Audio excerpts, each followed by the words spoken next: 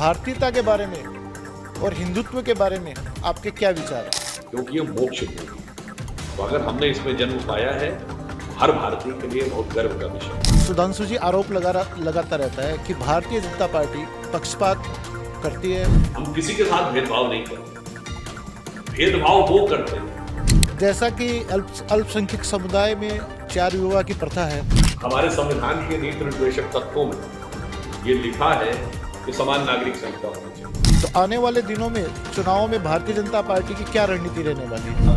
Bharatiya Janata party बहुत स्पष्ट है। प्रधानमंत्री श्री नरेंद्र मोदी जी के नेतृत्व में सबका साथ सबका विकास। नमस्कार, मैं जय सोनी और आप देख रहे हैं राष्ट्रीय समाचार। देश की सबसे बड़ी और चर्चित पार्टी भारतीय जनता पार्टी कई मुद्दों पर अपने प्रखर और बेबाक विचारों को रखने के लिए जानी जाती है। भाजपा की यह छवि कायम करने में शीर्ष नेतृत्व से लेकर के कई नामांकित नेताओं की अहम भूमिका है। इन्हीं नेताओं में शुमार है राज्यसभा सांसद और हमेशा से भाजपा और राष्ट्र का पक्ष बेबाकी से रखने वाले सुधांशु त्रिवेदी। राष्ट्रीय समाचार पर सुधांशु त्रिवेदी ने कई मुद्दों पर अपनी बात रखी। उनसे इन्हीं मुद्दों पर सवाल किए राष्ट्रीय समाचार के चेयरमैन अनिल रुंगटा ने। देखिए सुधांशु जी त्रिवेदी से राष्ट्रीय समाचार की ये एक्सक्लूसिव बातचीत। नमस्कार दर्शक मित्रों, आज हमारे बीच उपस्थित है भारतीय जनता पार्टी के प्रखर प्रवक्ता डॉक्टर सुधांशु जी त्रिवेदी। आइए आज हम उनसे बातचीत करते हैं सनातन धर्म के विषय में, भारतीय संस्कृति के विषय में और भारतीय जनता पार्टी इन सब विषय में उनका क्या दृष्टिकोण है और आने वाले दिनों में भारतीय जनता पार्टी किस तरह से इस चीज़ को अपने समावेश करती है। तो नमस्कार भाई साहब। हाँ, तो सुधांशु जी आपसे निवेदन है कि भारतीयता के बारे में और हिंदुत्व के बारे में आपके क्या विचार हैं? देखिए, हम सब सौभाग्यशाली हैं कि हम उस देश भारत में जन्म पाए जहाँ के विषय में हमारे धर्मशास्त्रों में लिखा है कि गायन्ति देवः किल गीत कानी धन्यास्तुते भारत भूमि भागा स्वर्गापवर्गास्पद भाग हेतु भवन्ति भूयः पुरुषा सुरत्वा। अर्थात वो भारत भूमि धन्य है, देवता जिसकी स्तुति में गीत गाते हैं और स्वर्ग के तमाम सुखों को लंबे समय तक भोग करने के बाद भी मनुष्य के रूप में जन्म लेने को लालायित रहते हैं, क्योंकि ये मोक्ष भूमि है। तो अगर हमने इसमें जन्म पाया है तो हर भारतीय के लिए बहुत गर्व का विषय है। और ये केवल ये नहीं कि कोई भारत और भारतीय संस्कृति, हिंदू संस्कृति के धर्म ग्रंथी इसकी आप तो प्रशंसा कर रहे हैं। आपको पता है एंशिएंट चाइनीज में भारत का नाम क्या है? चियांगजाऊ। तियानजाऊ शब्द का चाइनीज भाषा में मतलब होता है सेंटर ऑफ हेवन, यानी स्वर्ग का केंद्र।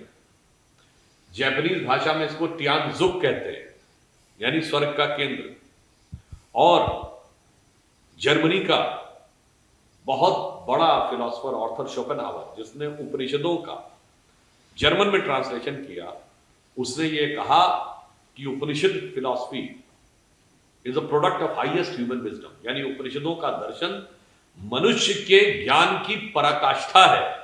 और यदि विश्व का सबसे विकसित मस्तिष्क देखना है तो भारतीय आकाश के तले आना होगा। तो मुझे लगता है कि भारत में जन्म लेना निश्चित रूप से हर भारतीय के लिए बहुत गर्व का समय होना चाहिए। और ये कई जन्मों के आपके पुण्यों के बाद इस पुण्य भूमि भारत में जन्म मिलता है। जी, विपक्ष सुधांशु जी आरोप लगाता रहता है कि भारतीय जनता पार्टी पक्षपात करती है हिंदू और अल्पसंख्यक समुदाय के बीच।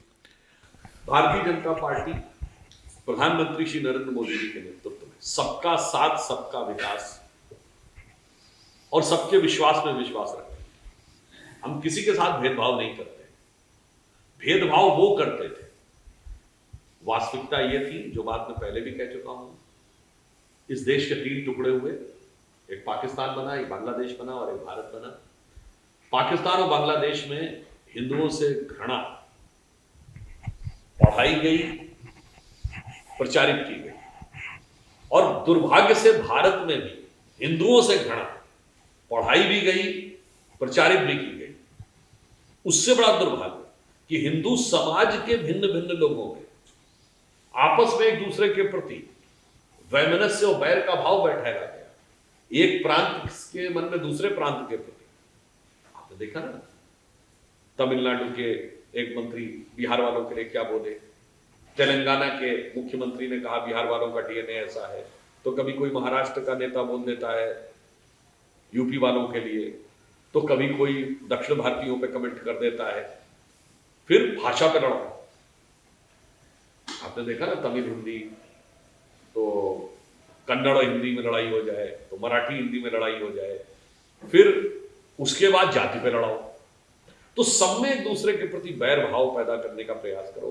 हमारा प्रयास है कि सब में समानता का भाव आए, और उससे बड़ा दुर्भाग्य था कि पाकिस्तान और बांग्लादेश मुस्लिम राष्ट्र बने और भारत आंशिक दृष्टि से मुस्लिम राष्ट्र बना।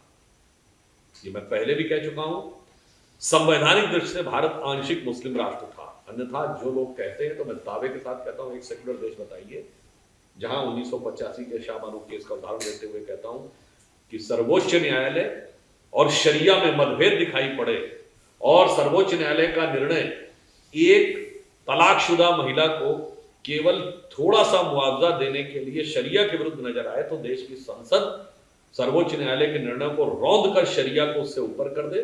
जिन लोगों को मेरे बयान पे आपत्ति है, वो कृपया मुझे एक सेक्युलर देश बता दें जहां पर शरिया को संवैधानिक मान्यता प्राप्त हो, जहां ट्रिपल तलाक जैसी व्यवस्था रही हो, जहां मेहरम जैसी व्यवस्था रही हो, हदाला जैसी व्यवस्था हो, 4 बीवियों वाली व्यवस्था हो, वक्फ बोर्ड जैसा कानून हो, मुस्लिम पर्सनल लॉ बोर्ड हो।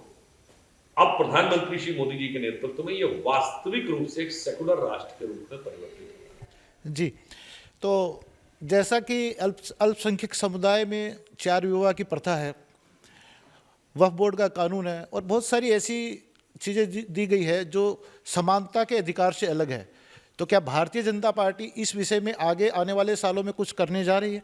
देखिए, हमारे संविधान के नीति निर्देशक तत्वों में ये लिखा है कि समान नागरिक संहिता होनी चाहिए। एक नहीं अनेक बार देश के कई उच्च न्यायालय और कई बार सर्वोच्च न्यायालय ये कह चुका है समान नागरिक संहिता होनी चाहिए, और हमारा ये प्रयास है कि सभी दलगत भावनाओं से ऊपर उठकर इस दिशा में आगे हैं।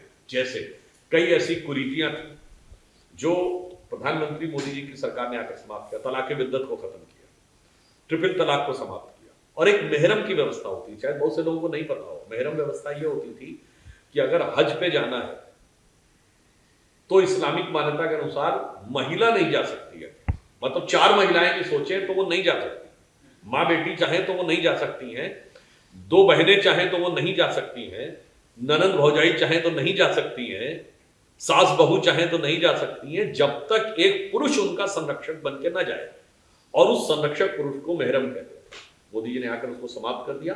अब 2 बहनें जाना चाहें, 4 महिलाएं आपस में मिलकर जाना चाहें तो जा सकती हैं। ये जरूरी था कि धीरे धीरे समाज में जागृति आए और सबको अपने अधिकारों का स्वतंत्रता पूर्वक प्रयोग करने का अवसर मिले। और यहां एक और बात मैं स्पष्ट करूं, दुनिया के अधिकांश मुस्लिम देशों में ये नहीं, इसके बावजूद भारत में केवल चंद कट्टरपंथी, मैं पूरे मुस्लिम समाज की भी बात नहीं कर रहा हूं, चंद कट्टरपंथी मुस्लिम वोट के ठेकेदारों को संतुष्ट करने के लिए पूरे मुस्लिम समाज को इस ढंग की चीजों में बांध के रखा गया। जी, भारतीय जनता पार्टी महिलाओं के लिए खास तौर से काम कर रही है, युवाओं के लिए खास तौर से काम कर रही है।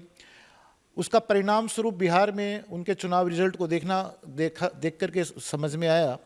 तो आने वाले दिनों में चुनावों में भारतीय जनता पार्टी की क्या रणनीति रहने वाली है? भारतीय जनता पार्टी बहुत स्पष्ट ढंग से काम कर रही है। समाज के अंतिम सीढ़ी पर खड़े हुए व्यक्ति को किस ढंग से सशक्त किया जा सके, जो प्रधानमंत्री जी ने ज्ञान कहा था, मतलब गरीब, युवा, अन्नदाता यानी किसान और नारी शक्ति, इनको हम किस प्रकार से एम्पावर कर सकते हैं। और वो देखिए, डे 1 से जब से वो सरकार में आए, 57 करोड़ लोगों को जनधन अकाउंट मिले, 16 करोड़ लोगों को शौचालय मिले, 10 करोड़ लोगों को उज्ज्वला योजना मिली, 4 करोड़ लोगों को मकान मिले, प्रधानमंत्री गरीब आवास मिले, हर गांव में बिजली, सड़क, पानी पहुंची। तो हर व्यक्ति के हाथ को सशक्त करने के बाद राष्ट्र को भी कितना सशक्त करना है कि हमने अपना विमान वाहक युद्धपोत बनाया, हमने न्यूक्लियर सबमरीन बना ली और हमने अपनी सेना को इतने अस्त्र शस्त्रों से सुसज्जित कर दिया कि ऑपरेशन सिंदूर में आपने उसको देखा।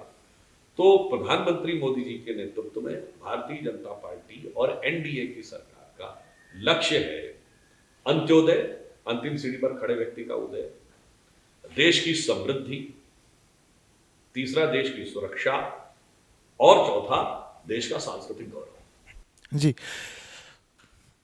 हमारे बीच माननीय डॉक्टर सुधांशु जी त्रिवेदी ने अपने विचार रखे। उनके विचारों को हम पूरे दिन सुन सकते हैं, लेकिन समय अभाव के कारण उनको यहाँ से जाना पड़ेगा। वो यहाँ पे आए, उसके लिए उनका बहुत बहुत धन्यवाद, और उनके विचारों से उन्होंने हमें अवगत कराया, उसके लिए उनका बहुत बहुत धन्यवाद।